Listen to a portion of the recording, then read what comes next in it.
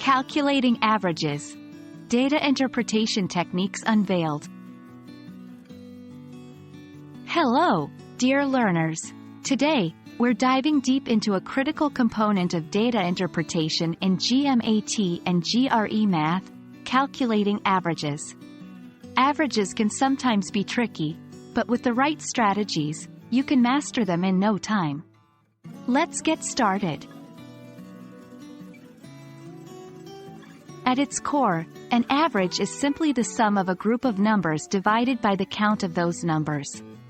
The formula is average, or mean, equals sum of all elements, number of elements.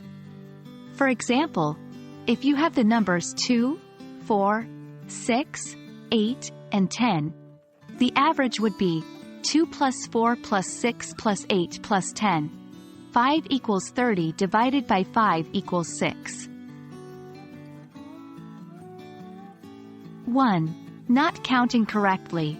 One of the most common errors is not counting the total number of items correctly.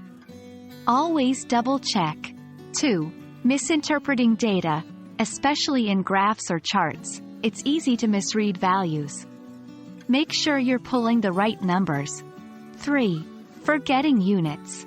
If the question involves units like dollars, kilograms, or hours, don't forget them in your answer.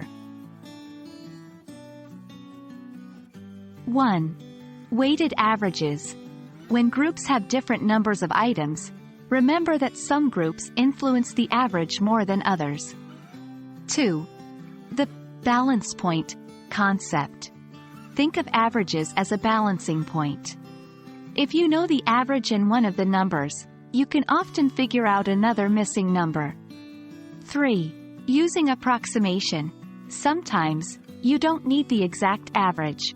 In multiple choice scenarios, rounding and estimating can get you to the right answer faster. To truly master averages, consistent practice is key. Try a mix of simple problems and complex data interpretation questions to build both your foundation and your analytical skills. And that's a wrap on calculating averages for data interpretation.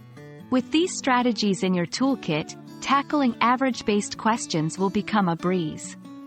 We hope this session made the concept clearer for you.